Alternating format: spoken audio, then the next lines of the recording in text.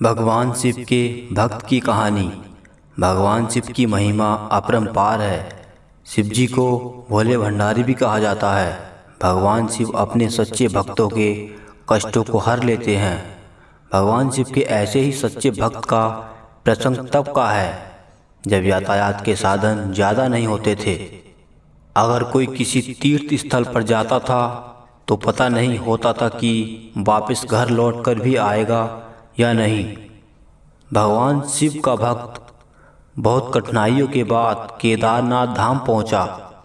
जब वह वहां पहुंचा तो मंदिर के पुजारी जी मंदिर के कपाट बंद कर चुके थे।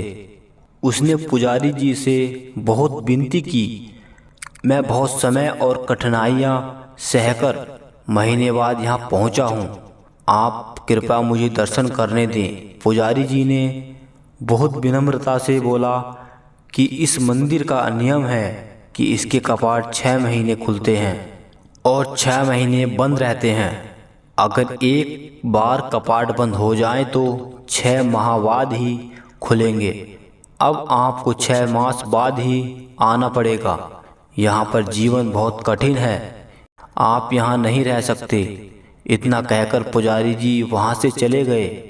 भगवान शिव का भक्त उनका नाम स्मरण करने लगा, प्रभु आप तो जानते हैं कि मैं कितनी श्रद्धा भावना से यहाँ पहुँचा हूँ। रास्ते में आने वाली कठिनाइयों के बाद भी मेरा मन विचलित नहीं हुआ था, क्योंकि मेरे मन में आपके दर्शन की लालसा थी। उनके आँखों में अश्रुधारा बह रही थी, उसे भूख और प्यास भी लग रही थी। कुछ समय पश्चात वहाँ पर एक साधु बाबा आए। उन्होंने उसका हाल चाल पूछा। शिव भक्त ने अपनी सारी व्यथा उनको सुना दी। साधु बाबा ने उसे पीने को पानी और खाने को भोजन दिया। उसे हौसला दिया कि मुझे विश्वास है कि कल मंदिर के कपाट अवश्य खुलेंगे।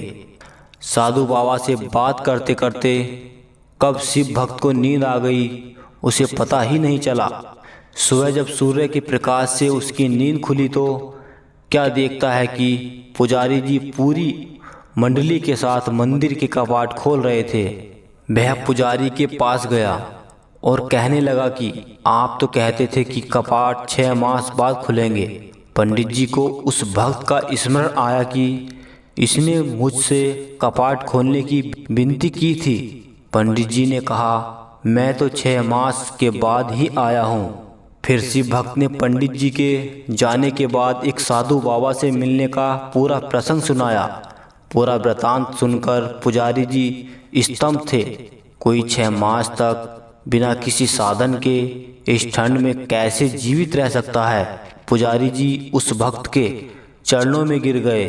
वह कहने लगे कि कितने वर्ष बीत गए मंदिर में सेवा करते करते, लेकिन कभी प्रभु के दर्शन नहीं कर पाया। लेकिन तुम्हारी आस्था सच्ची थी। तुम्हारी करुण पुकार सुनकर भगवान शिव न केवल स्वयं तुम्हें भोजन और पानी देकर गए, बल्कि भोलेनाथ ने 6 मास के कालखंड को योग माया से एक रात्रि में समाप्त कर दिया। सच ही कहते हैं कि ईश्वर की भक्ति इतनी सच्ची आस्था से करो। अगर कष्ट तुम पर हो, फिक्र ईश्वर को ही भक्त को कष्ट से कैसे उबारना है। ओम नमः शिवाय। हर हर महादेव।